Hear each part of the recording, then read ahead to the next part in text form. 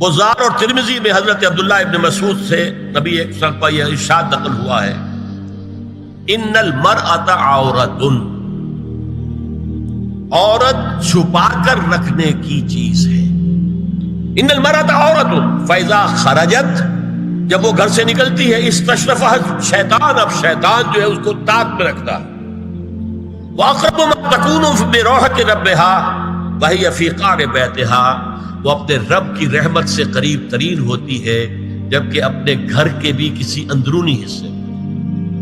اسی لیے فرمایا مردوں کے لیے مسجد میں نماز افضل 28 گنا، اور عورت کے لیے گھر کی نماز مسجد سے افضل، گھر کے صحن کی مسجد سے افضل، دالان کی صحن سے افضل، کمرے میں اس سے افضل، اور کمرے کی کوئی بغلی کوٹھڑی ہے تو اس میں سب سے افضل۔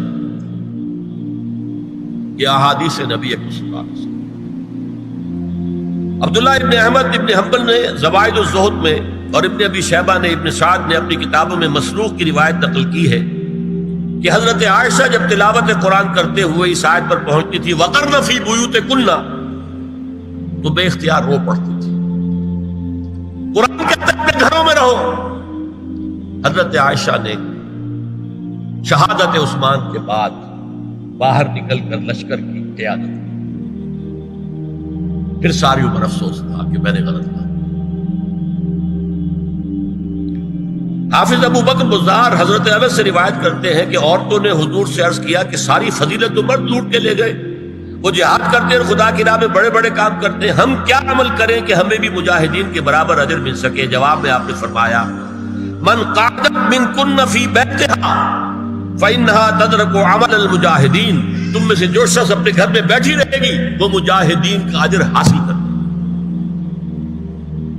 یہ ایک ہوا کا رخ ہے، بتایا جا رہا ہے، یہ نظام ہے جس کو اس شکل میں دیا جا رہا ہے۔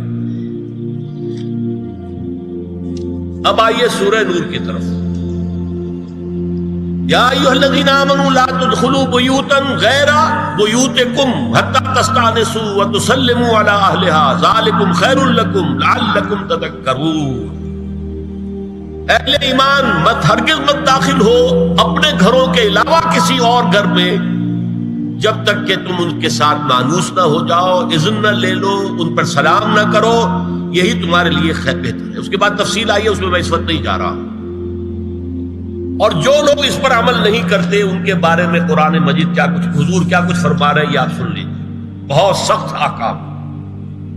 عن ابی ہریرہ رضی اللہ عنہ ان رسول اللہ صلی اللہ علیہ وسلم قال لو ان امرأ اطلع علیک بغیر اذن فخذفته بحشاة ففقعت عینہ ما کان علیک من جناح، متفق علیہ، بخاری اور مسلم دونوں کی ہے۔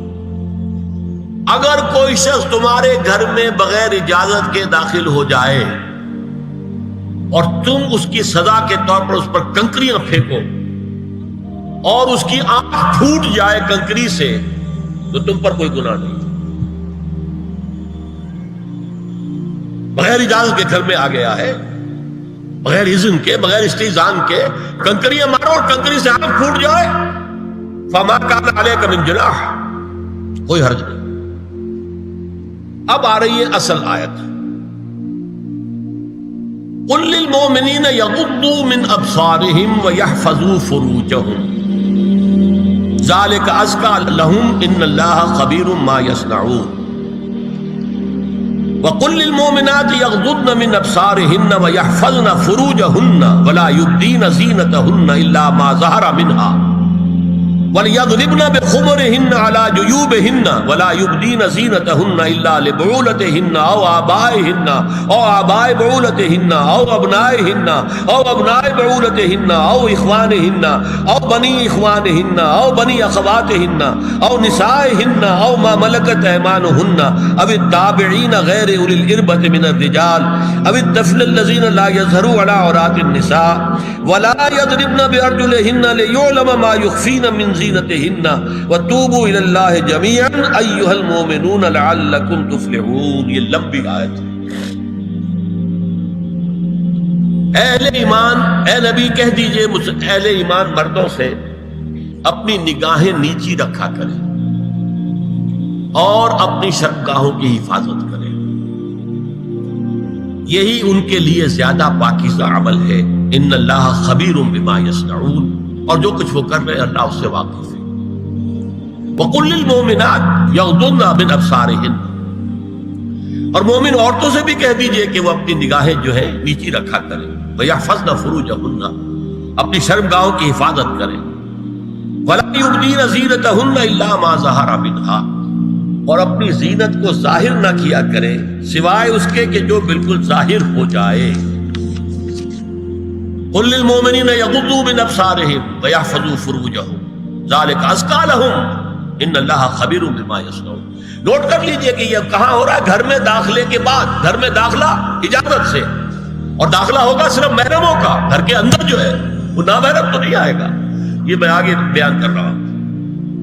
وَقُلْ لِلْمُؤْمِنَاتِ يَغْضُضْنَ مِنْ أَبْصَارِهِنَّ وَيَحْفَظْنَ مِنْ فُرُوجِهِنَّ، اور کہہ دیجئے مومن عورتوں سے بھی کہ وہ بھی اپنی نگاہیں جھکا کر رکھیں اور اپنی شرمگاہوں کی حفاظت کریں۔ وَلَا يُبْدِينَ زِينَتَهُنَّ إِلَّا مَا ظَهَرَ مِنْهَا، محرموں سے پردہ کیا ہے؟ محرموں سے، اس کا نام ستر ہے۔ عورت کا پورا جسم ستر ہے سوائے چہرے کی ٹکیا اور یہ ہاتھ اور یہ پاؤں، بس۔ کیا مطلب ہے؟ بھائی بھی نہیں دیکھ سکتا بہن کے جسم کا کوئی اور حصہ، باپ بھی نہیں دیکھ سکتا بیٹی کے جسم کا کوئی حصہ۔ یہ ستر ہے، ستر محرموں سے پردہ ہے۔ وَلْيَضْرِبْنَ بِخُمُرِهِنَّ عَلَىٰ جُيُوبِهِنَّ، یہ بھی گھر کے اندر کی بات ہو رہی ہے، کیونکہ میں پہلے بتا چکا ہوں جلباب ہوتا تھا جب گھر سے باہر نکلتی تھی عورت، تو وہ اپنی چادر لپیٹتی تھی اپنے گرد، چہرہ نہیں ڈھانپتی تھی، صرف چہرے کا حکم دیا گیا اس کے ضمن میں۔ وہ سورہ عذاب کی آیت ہے، وہ رہ گئی، میں بیان کروں گا۔ اور خمار اوڑھنی ہوتی تھی جو گھر میں اوڑھتی تھی۔ گھر میں ظاہر بات ہے کہ جلباب تو نہیں لیا جا سکتا، آخر گھر کا کام کاج کرنا ہے، ہلکی سی اوڑھنی وہ گھر میں، لیکن فرمایا وَلْيَضْرِبْنَ بِخُمُرِهِنَّ عَلَىٰ جُيُوبِهِنَّ، اور انہیں چاہیے کہ اپنی اوڑھیوں کے، بکل اوڑھنیوں کے اپنے سینوں کے اوپر، گریبانوں کے اوپر بھی مار لیا کریں۔ اب اس کے بعد فرمایا وَلَا يُبْدِينَ زِينَتَهُنَّ إِلَّا لِبُعُولَتِهِنَّ، اب یہاں یہ زینت کا لفظ آ رہا ہے چہرے کے، اور چہرے ہی میں کچھ سنگھار بھی ہوتا ہے۔ اب ان کے لیے کہا گیا کہ چہرے کی زینت، اور چہرے کے اوپر اگر کوئی بناؤ سنگھار ہے، زیور ہے، تو اس کی زینت نہ ظاہر کریں، مگر اب یہ یہاں تفصیلی آئی ہے، جو محرم ہے ان کی تفصیل۔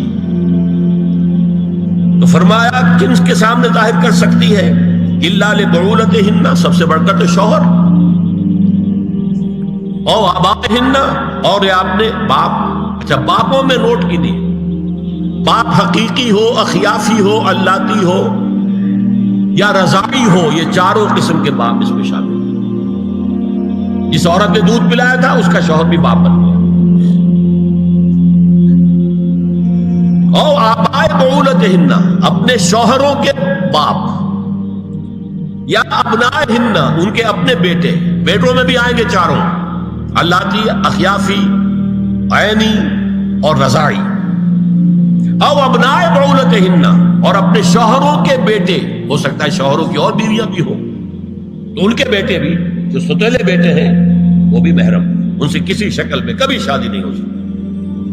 او اخوانہن، یا ان کے بھائی، او ابنائہن، یا اپنے بیٹے، او ابنائے بعولتہن، یا اپنے شوہروں کے بیٹے، او اخوانہن، یا اپنے بھائی، او بنی اخوانہن، یا اپنے بھائیوں کے بیٹے، او بنی اخواتہن، اپنا بھتیجا، شوہر کا بھتیجا نہیں، اپنا بھتیجا محرم ہے، اپنا بھانجا محرم ہے، شوہر کا بھانجا محرم نہیں ہے۔ او نسائہن، یا ان کی عورتیں، اپنی عورتیں، جان پہچان کی عورتیں۔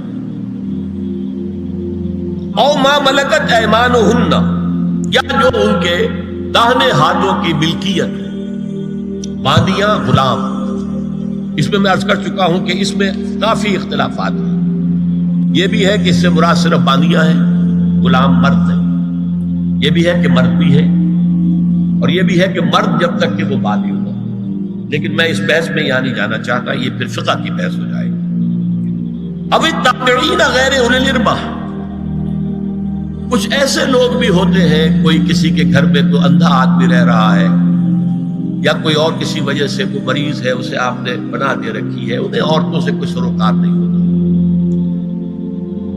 اب الطفل الذین لم یظہروا علی عورات النساء، یا وہ بچے کہ جن پر ابھی عورتوں کے پوشیدہ حالات واضح ہی نہیں ہے، پتہ ہی نہیں ہے انہیں، ابھی انہیں جنس کا کوئی احساس ہی نہیں۔ یہ ہے فہرست جو دی گئی ہے کہ جن کے سامنے عورت کھلے چہرے کے ساتھ اور اپنی جو اضافی زینت بھی ہو، کوئی زیور وغیرہ یا کوئی بھی سرما وغیرہ ڈالا ہوا ہے یا کوئی سرخی کو لگائی ہے معمولی سی، تو اس کے ساتھ آ سکتی ہے، اور یہ وہ رشتے ہیں کہ جن سے کسی حالت میں بھی نکاح نہیں ہو سکتا۔ آگے سنیے، وَلَا يَضْرِبْنَ بِأَرْجُلِهِنَّ لِيُعْلَمَ مَا يُخْفِينَ مِنْ زِينَتِهِنَّ، اور چلتے ہوئے اپنے پاؤں زور سے نہ مارے کہ ان کی زینت ظاہر ہو جائے۔ اگر کوئی پازیب پہنی ہوئی ہے، کوئی جھنجھنو وغیرہ ہے، تو اب اگر پاؤں مار کر چلے گی تو خواہ ذہن جائے گا بیٹھے ہوئے کا کہ کوئی خاتون جا رہی ہے۔ یہاں تک اس کے علاوہ یہ بھی ہے، تعطر کے بارے میں فرمایا ہے کہ اگر عطر لگا کر کوئی عورت گھر سے نکلی ہے، اذا استعارت المرأة فمرت على القوم ليجدوا ريحها فهي كذا وكذا قال قولا شديدا۔ اس ابو داؤد کی روایت حضور نے فرمایا جب کوئی عورت عطر لگا کر، خوشبو لگا کر نکلتی ہے کہ لوگ اس کی خوشبو سونگیں یا اس کو اوپر مطلع ہو جائیں تو ایسی ہے ایسی ہے، بہت سخت الفاظ حضور نے استعمال کیے کہ جس کو راوی نے نقل نہیں کیا۔ عورت کے لیے خوشبو، عورت کی آواز کا پردہ ہے۔